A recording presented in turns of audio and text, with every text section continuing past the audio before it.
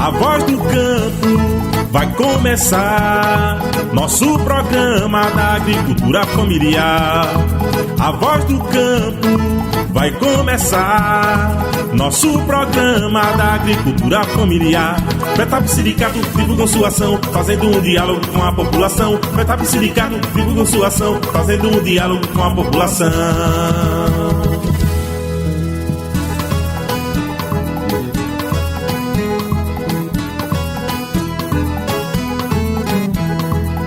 Olá para você que está sintonizado nesta emissora e para quem nos acompanha pelas plataformas digitais e redes sociais como o Facebook, o Instagram e o YouTube. A cada 15 dias lançamos uma conversa sobre temas de interesse da população do campo e também da cidade. No episódio de hoje vamos falar sobre a situação atual da pandemia no Brasil. São mais de 550 mil mortes no país que poderiam ter sido evitadas com doses da vacina, o negacionismo da pandemia, o incentivo do uso de medicamentos comprovados ineficazes para o tratamento da Covid-19 e o atraso na compra das vacinas por parte do governo federal levaram o Brasil a ser considerado o epicentro da pandemia. A Voz do Campo é o podcast da FETAP, uma visão rural, plural e democrática do campo. Ouvintes, se liga que o papo vai começar.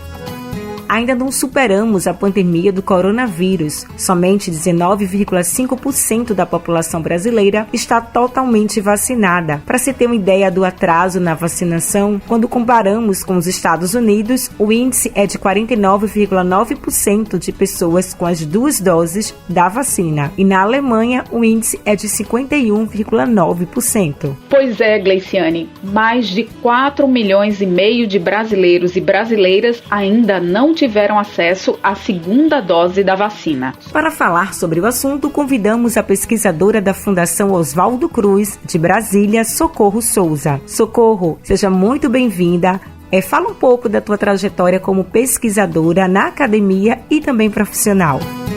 Meu nome é Socorro Souza, sou natural de Recife, sou graduada em Filosofia pela Universidade Católica de Pernambuco, mestre em Política Social pela Universidade de Brasília e doutoranda pela Universidade Federal do Rio de Janeiro no programa Educação em Ciências e Saúde. Desde 1999 que eu moro em Brasília, de Pernambuco para Brasília, a convite do Manuel de Santos para ser assessora na CONTAG, na época que ele foi presidente da Confederação Nacional dos Trabalhadores na Agricultura, onde eu tive a oportunidade de trabalhar como assessora para a área de gênero, formação e políticas de saúde. Durante esse período em que eu estive como assessora na CONTAG, eu representei a CONTAG no Conselho Nacional de Saúde, chegando a presidir aquele colegiado. Em 2015, eu passei no concurso para a Fiocruz Brasília, onde eu exerço a função de pesquisadora em saúde pública. Estou vinculada ao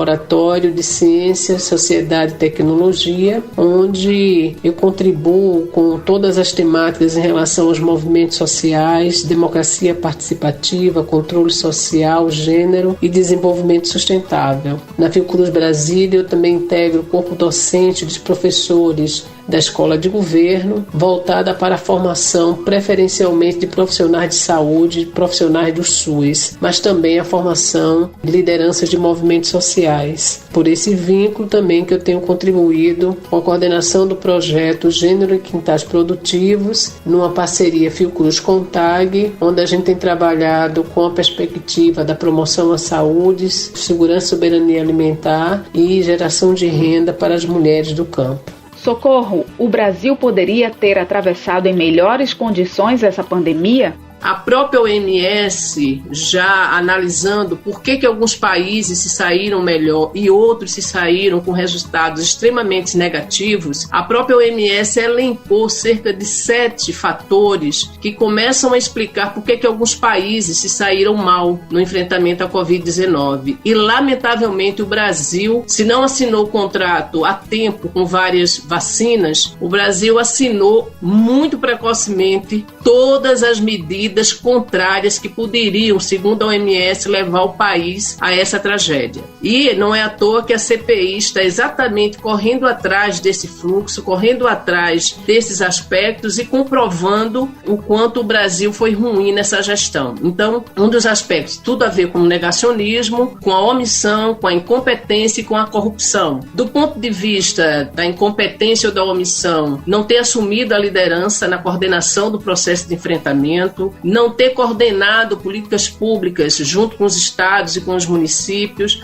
não ter valorizado medidas cientificamente comprovadas e ter incentivado o tratamento precoce sem comprovação científica, também negado a força e o impacto da pandemia junto à população, ter negado o colapso no sistema. Então a gente tem aí, desde aquelas falas do presidente, não é uma fala situada ou sem um significado, um sentido direcionado com todos esses elencos que a gente vê aí, é uma ideologia. A fala dele expressa uma ideologia de direita ou de ultradireita. Quando ele fala que é uma gripezinha, ou que era de marica, ou que relativizou o colapso em Manaus, mas também a própria OMS elenca aí o retardo de uma série de medidas, de ações, como compra da vacina, o auxílio emergencial e medidas de proteção também, como distanciamento social, lockdown e o uso de máscara. Socorro, várias pesquisas apontam que se essas medidas tivessem sido tomadas, teríamos um outro cenário. Pode nos explicar por quê?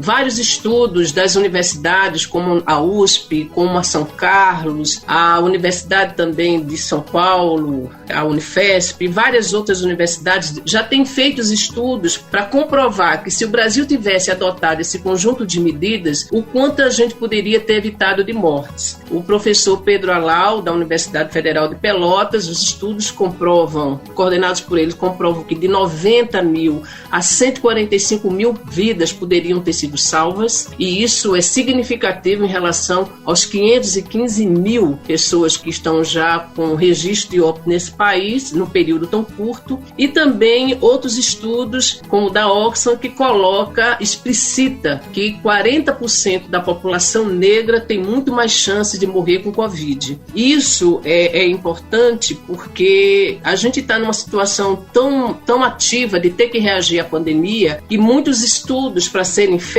têm muitas dificuldades de trazer uma certa dimensão do quadro trágico que é o país, por conta também da falta de informação, de dados. Lamentavelmente, muito escamoteamento por parte do Ministério da Saúde das informações reais do tamanho, do impacto da pandemia no país. O órgão que deveria primar pela qualidade da informação, pela seriedade da informação, escamoteia, e as universidades, mesmo com menos recursos, têm feito esse papel de dar visibilidade ao impacto da pandemia. Agradecemos pela participação da pesquisadora Socorro Souza, que esteve conosco nesta edição.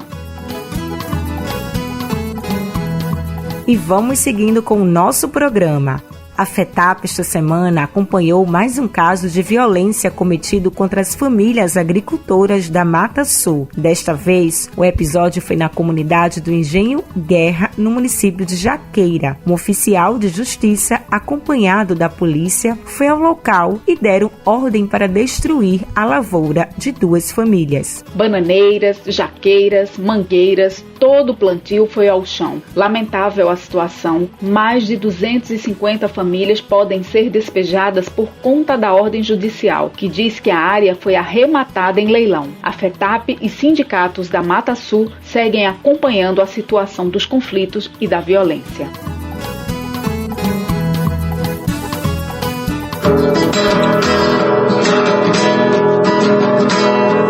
Sindicato de Portas Abertas, venha participar, lutando pelos direitos da agricultura familiar. A campanha Sindicato de Portas Abertas continua pelo Estado. Quem traz notícias é a diretora de Política para Mulheres, Adriana do Nascimento. Olá, companheira Gleice, olá, companheira Ilka. Um salve a todas as pessoas do campo e da cidade. Estamos aqui no programa A Voz do Campo para reforçar que a nossa luta é pela vida e temos defendido fortemente que a vacina contra a Covid-19 chegue para todas e todos. Temos defendido também comida de qualidade, alimentos saudáveis no prato, principalmente para quem nesse momento de crise política e sanitária encontra-se em situação de fome. Temos ido às ruas, temos feito várias ações virtuais, mas para continuarmos avançando na nossa luta, precisamos de um sindicalismo forte. Por isso, reforçamos a campanha nacional Sindicato de Portas Abertas como um instrumento de potencializar a nossa organização,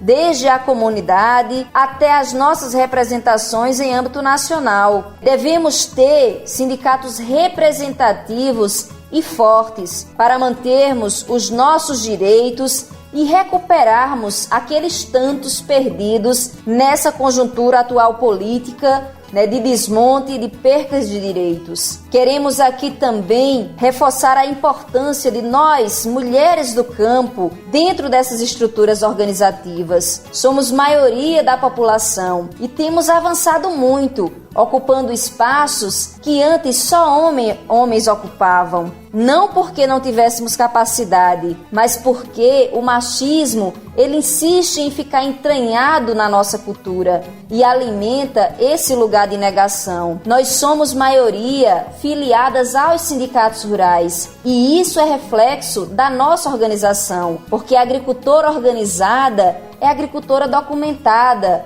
é a agricultora sindicalizada, é aquela agricultora que participa da associação da sua comunidade. É importante lembrar também da nossa juventude rural, que a partir dos 16 anos de idade também já pode se somar a essa luta, participando de vários processos formativos e também se tornando um sócio e uma sócia. Precisamos da força e ousadia da nossa juventude no movimento sindical. Me despeço de vocês reafirmando que estaremos sempre lutando pela vida, por direitos e por você.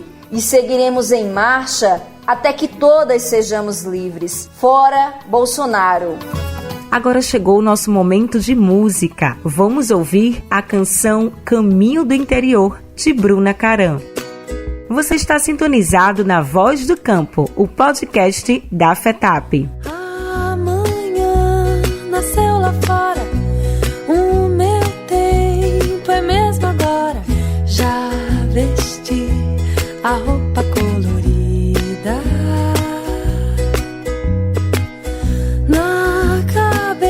vem aquele verso sobre o meu novo universo, a canção que é minha preferida. Nesse rio sei andar na beira, desvario essa cachoeira, trilha subindo a mata, a vista que me arrebata. Essa estrada me chamou, eu vou caminho pro interior. Essa estrada me chamou, eu vou caminho pro interior.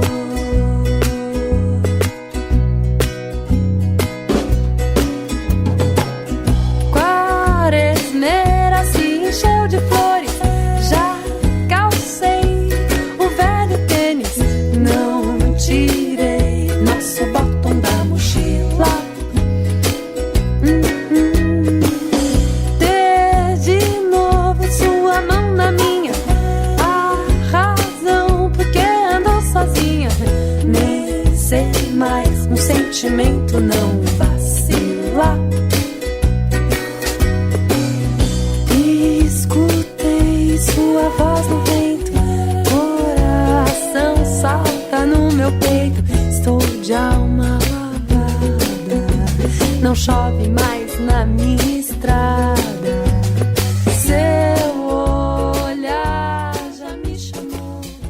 a gente reforça a importância de tomar a vacina. Qualquer tipo de vacina é segura e eficaz no combate à pandemia. Se você já tomou a primeira dose, fique atento e atenta à data da segunda dose. Vacina boa é vacina no braço. Antes de encerrar, a gente quer pedir para vocês conhecerem os perfis da FETAP nas redes sociais. Entra lá, segue a gente, curte e compartilha com seus amigos esse podcast. É bem fácil de achar. No Instagram é só digitar FETAP_oficial e no Facebook e YouTube FETAP.oficial. Obrigada a todos e todas pela companhia. Nos encontramos no próximo episódio.